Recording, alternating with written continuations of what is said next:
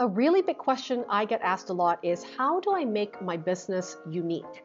And in the sort of business marketing world, this is translated to what is my unique selling proposition?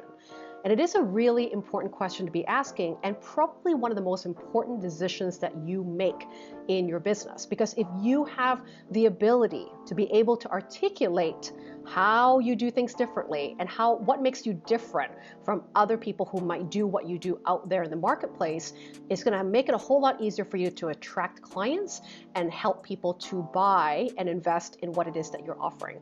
So stay tuned on how you can find your own unique selling proposition in 3 simple ways.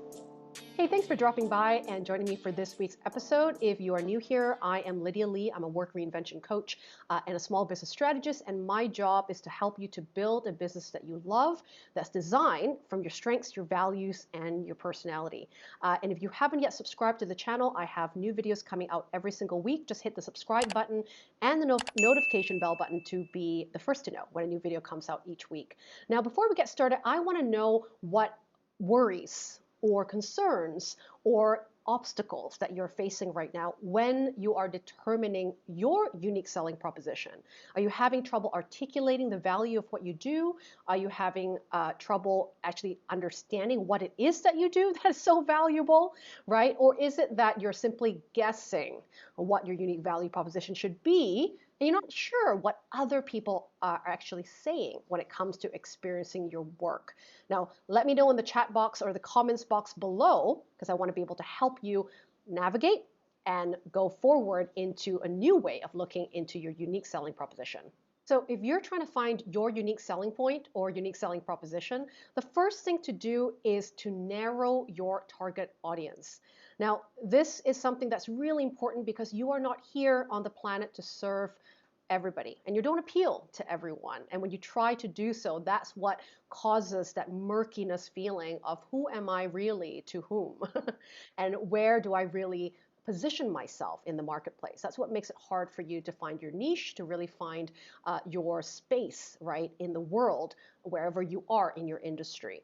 So when you narrow down your target audience, being very, very specific about the kind of customers that you're serving, but most importantly, what specific problems do you actually solve for this specific target audience?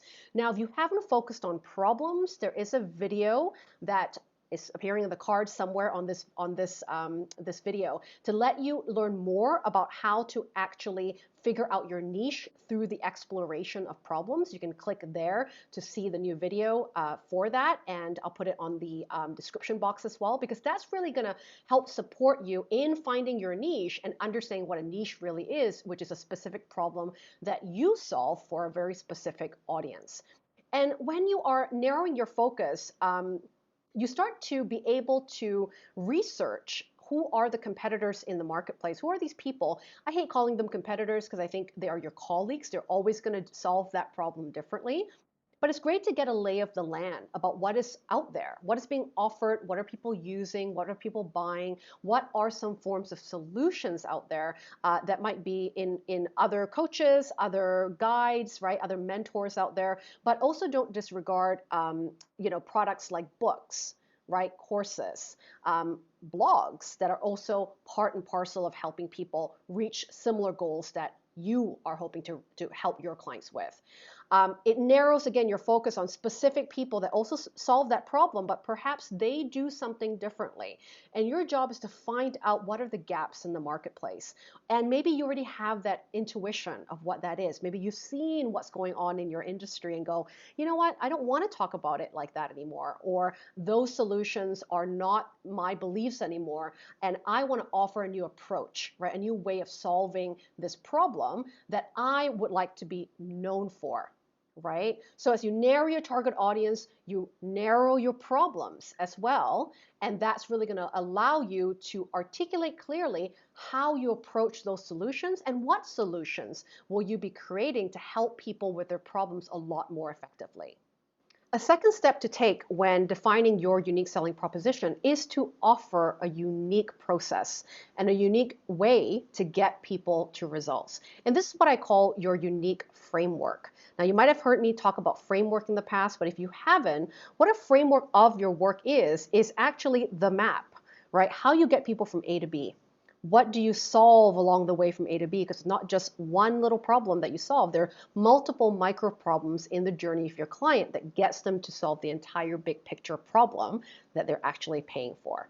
And without a framework, you're not going to be able to understand what you do with clients, and you can't repeat a process that you can stand behind and it's a process that you sell.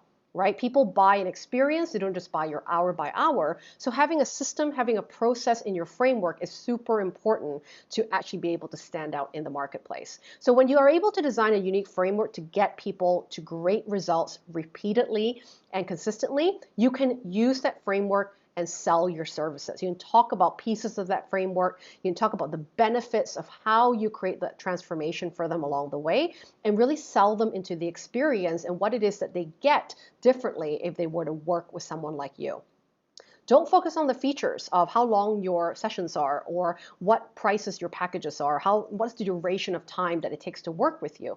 That's important information, but not as important as the value that they need to understand, not just at the end goal of what it is that you provide, but really all the micro and mini milestones that they can win along the way with the work that you're doing with them. And why is it valuable in your words to them in how they can actually be approaching that journey with your philosophies, with your approach, right, with your perspective that's going to make that journey for them to get to results a lot easier. Now, if you haven't yet understood your framework, this is probably a good place to start. Think about these mini results, mini sequences of steps and actions that you take to get people to their bigger result and start to map out that outline so that you know this is the steps that you take to create big transformations for your clients. So how do you really find out in a lot of ways, what works for people? Well, that's sort of where market research comes into play, right? You'll start to understand what you need to include in your framework when you actually do the due diligence to ask people what they need. I'm going to introduce you to if you haven't watched it already, another video I made about how to market research effectively by using asking campaigns so that your customers actually tell you what to offer.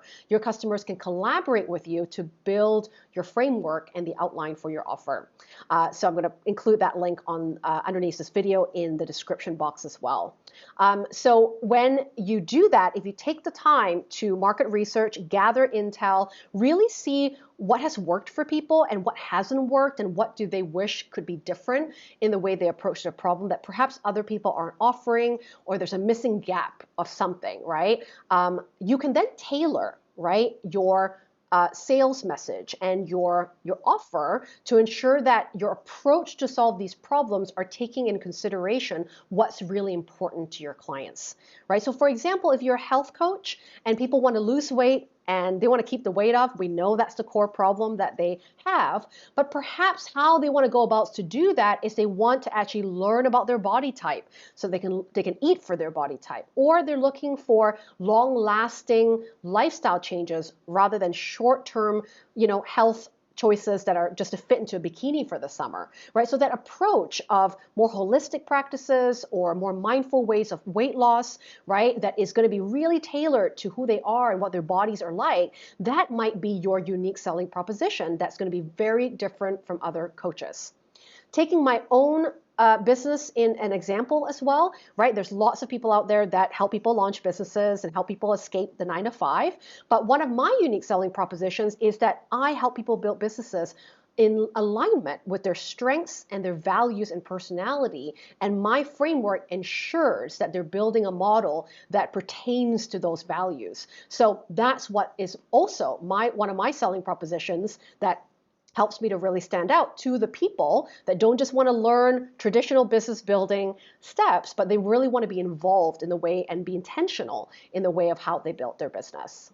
All right, and the third step to help you to differentiate yourself from the competitors in the marketplace and to stand out in your business and make you unique is to actually be communicating your unique selling proposition often and leveraging your personality. That's a hugely important one. So how do you talk about your work? How do you talk about the value and articulate the value of your work so that people can really understand what they're investing in and why your methods and your solutions are their God-saving grace to reaching the goals that they really want?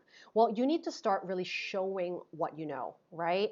And your personality is really involved in this, because the more you're in tune with how you deliver your communication in your marketing, that's in line with the way that you communicate most naturally, that's when it's going to come out really authentically, and it's going to just sound more natural like you, right? So when you think about articulating and communicating your unique selling proposition, get creative in how you want to showcase your approach, how you want to showcase some of the things that you really believe in some of the approaches that you're using, or some of the perspectives or points of views that you really want to share. So if you're a great storyteller, you're finding that the way that you sell an idea is to tell stories about yourself, stories about your clients, stories about the industry, whatever you've been observing out there in the marketplace.